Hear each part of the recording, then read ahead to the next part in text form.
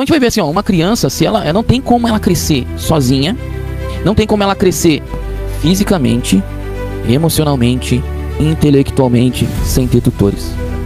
Aí às vezes as pessoas nascem, e isso foge um pouco do assunto, mas eu quero fazer esse comentário. Acho que não foge, não. Que às vezes as pessoas nascem dentro da igreja, irmão Elton. Sim. E um dos maiores erros que acontece muito é não ter discipuladores para andar com essa pessoa.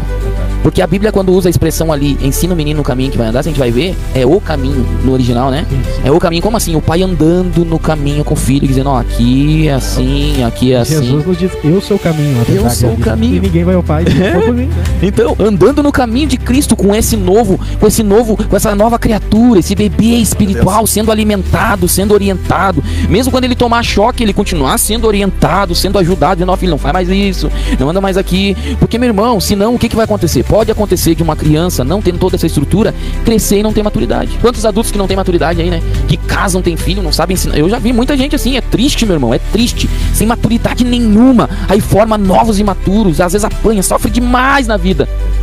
Porque não tem maturidade. Porque não passou pelo processo, não teve tutor. Então a necessidade... E o brabo disso, o Isaías, isso era pra ser normal lá no mundo. No mundo eu digo fora do ambiente igreja, né? Mas na igreja, a gente vê esse tipo de coisa, é complicado. Eu acho que é um baita mau sinal. Quando tu diz assim, eu vou sair um pouquinho. Não saiu, tá na dimensão, porque os tutores, os ensinadores, os discipuladores, né? Que o próprio versículo que tu leu lá, ele vai falar, né? Vocês já deveriam ser mestres. Não é? Mestre pra quê? Pra o exibicionismo? Não, pra formar pessoas, formar crentes. Hoje a gente tem uma geração, irmãos, uma geração preocupante hoje. Verdade. Perfeito? Você vai, a igreja que não era pra ser o centro dos problemas, a igreja está sendo. A igreja é para solucionar problema, não é para ser, como é que eu posso dizer, né? A igreja é para ser a resposta de Deus para o mundo. Perfeito.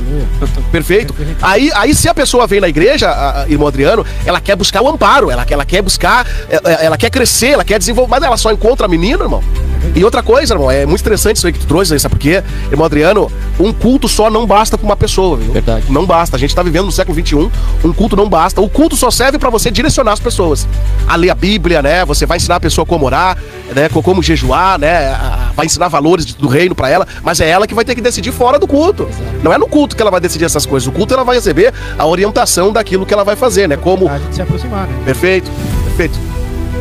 Pode falar aí, irmão, fica à vontade. Manuel, tu aqui diz, né, que essa questão da formação, sim, né, talvez muitas vezes de obreiros maduros, ou aqueles que ensinam, né, no tempo de precisar ser ensinado, muitas vezes, e a Bíblia vai nos dizer que muitos erram por falta de conhecimento.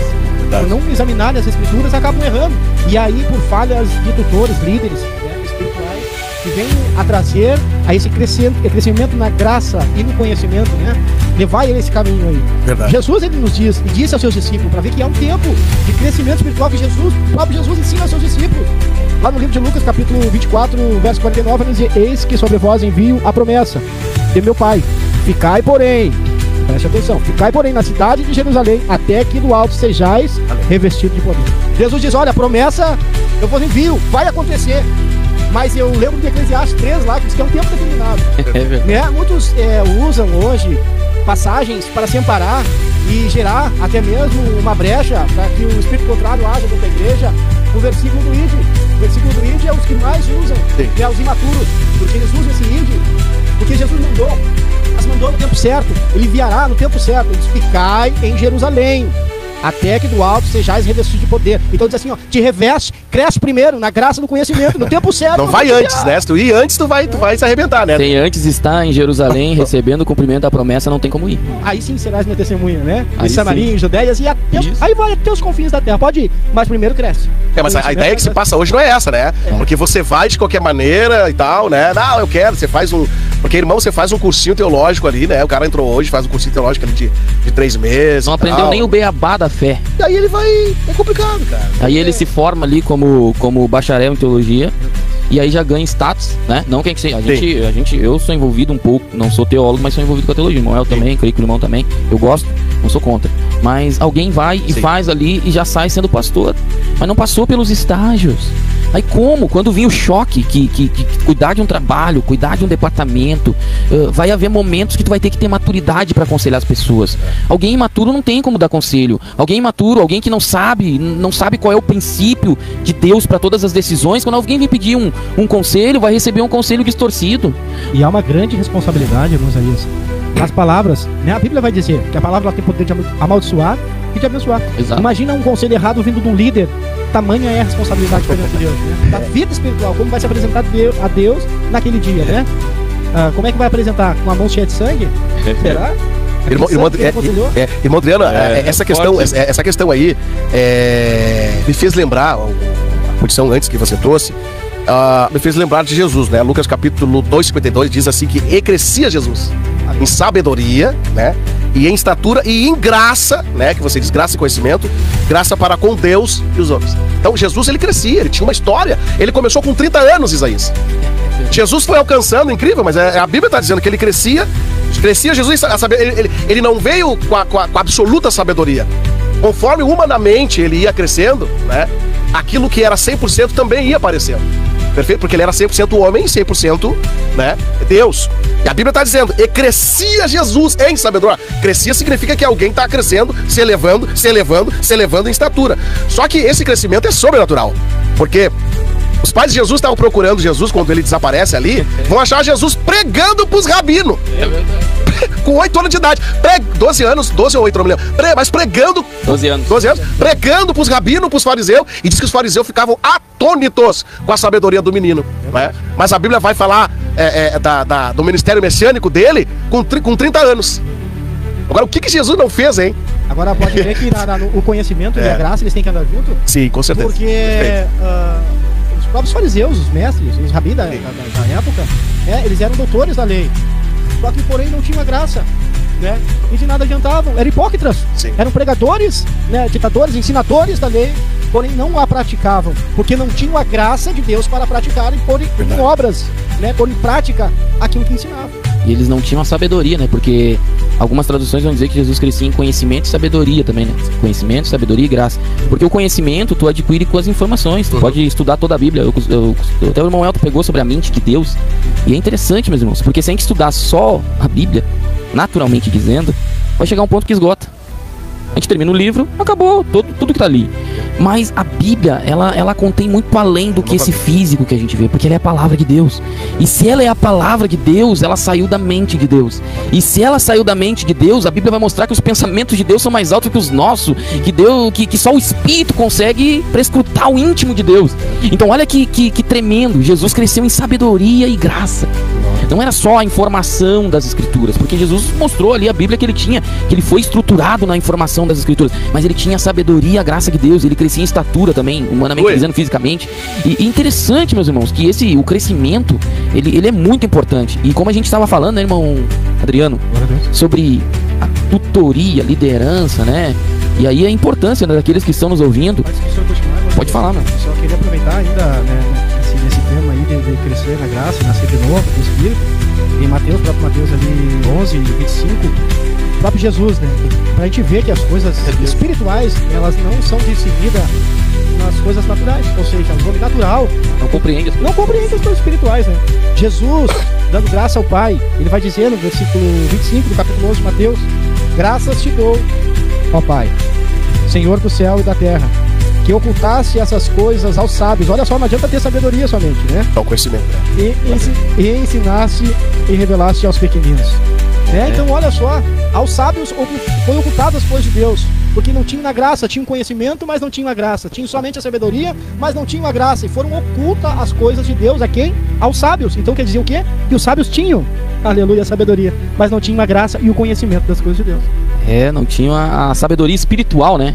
De discernir, né? O próprio Nicodemos, eu estava analisando ali quando o irmão citou. Olha que interessante, Nicodemos, Jesus praticamente estava dizendo assim: ó, Nicodemos, é o seguinte, tu passou por todo um processo, nasceu, cresceu, se formou, aprendeu, passou, se fosse hoje, passou pela universidade, fez o seu doutorado, fez o seu mestrado, fez o seu PhD, mas agora é o seguinte, esquece tudo isso, porque tu vai ter que passar pelo processo zero de novo. Tem que começar tudo do marco zero novamente. Vai ter que nascer de novo, vai ter que vir do marco zero. E o que é nascer? Nascer implica se formar no ventre, passar pelo processo, depois do processo vir à tona, sentir o choque de sair de um lugar e entrar no outro, depois passar pelo processo da dependência do leite maternal, depois passar do processo do ensino, depois... E aí vai, e aí Jesus disse, você esquece tudo que tu passou agora, toda a formação, toda a história, toda a estrutura do natural, porque agora tu vai nascer do espiritual. Aleluia.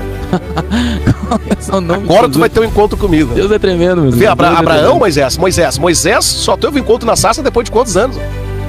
Estava 40 no deserto, depois 40 no Egito, 40 no deserto. E aí vem a sarça, né? Depois da sarça, né? Então, irmão, não é como a gente pensa, né? Não é tão fácil assim, né? Fazer o evangelho, não é mesmo. É um processo e o crescimento, ele vai da maturidade, e a maturidade espiritual, né?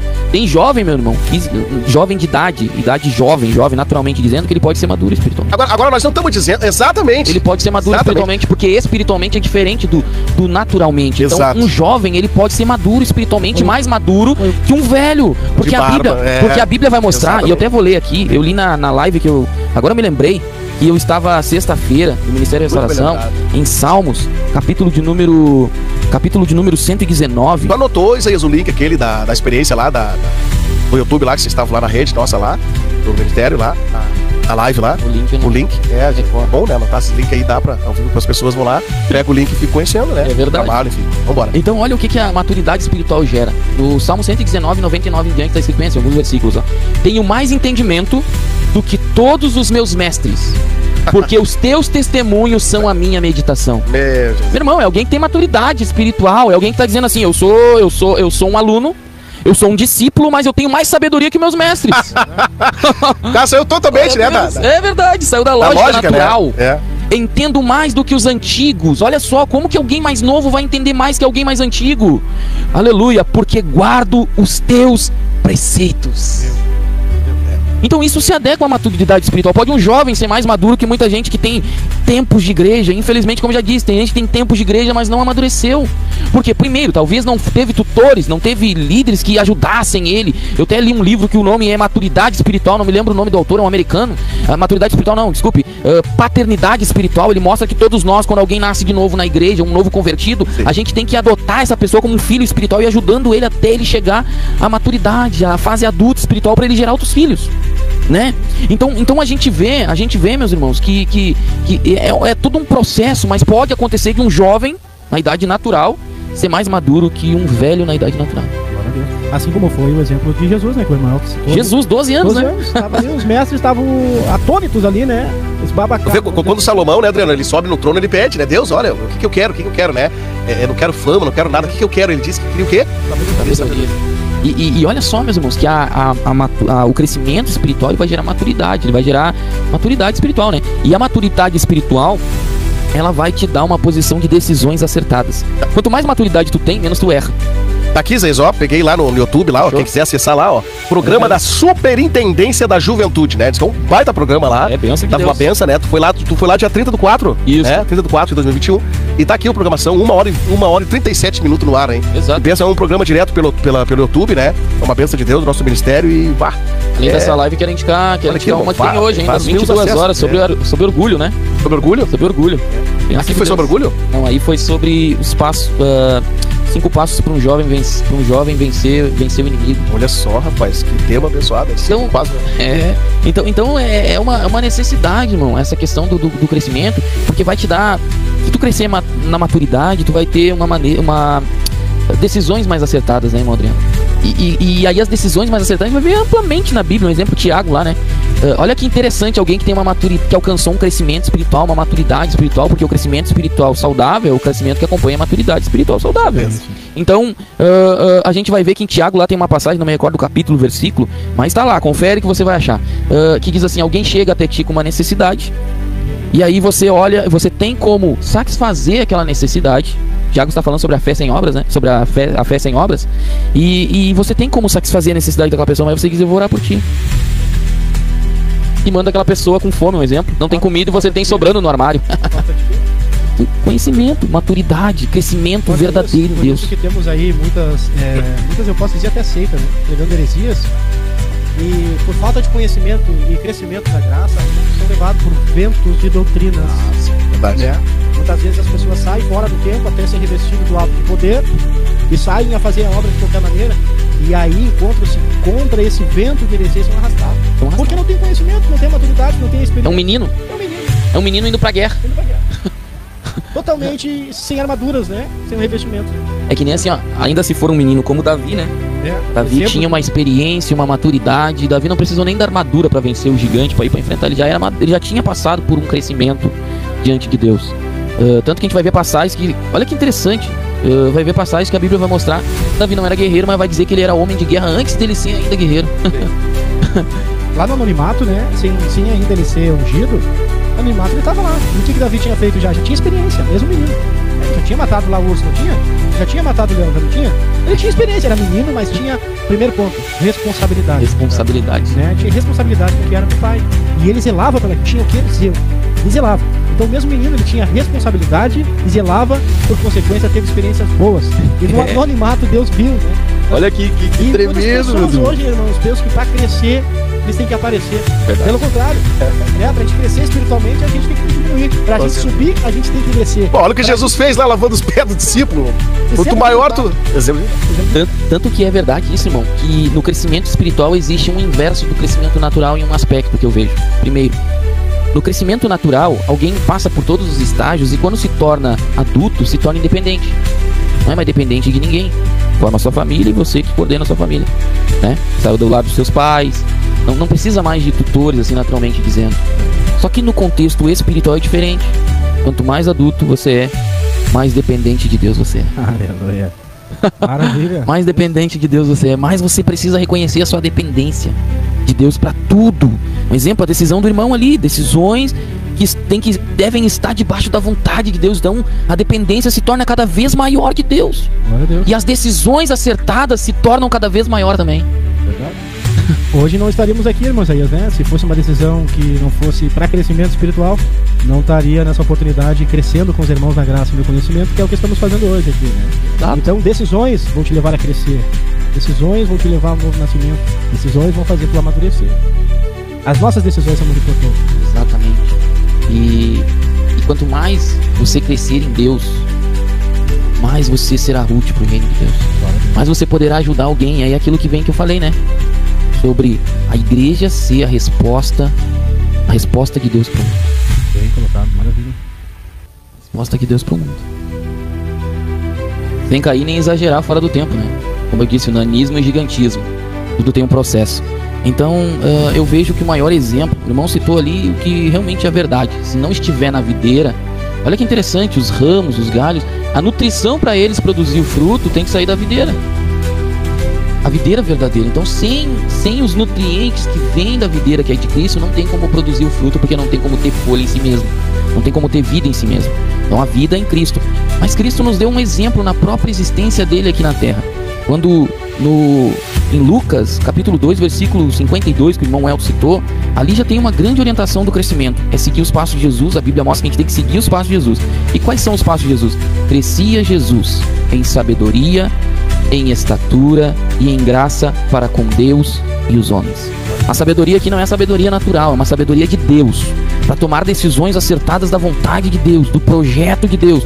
Jesus crescia em sabedoria, em estatura e em graça para com Deus. Não só para com Deus, mas com os homens. Os homens evidenciavam que Jesus crescia para com Deus. Os homens conseguiam ver as obras, né? Que o irmão citou ali, que Tiago, Tiago disse assim: me mostra a tua fé e eu te mostro as minhas obras. Tiago não estava dizendo que não tinha fé, ele estava dizendo: a minha fé produz obras. Aleluia. E os homens podem ver e contemplar as obras que a minha fé produz.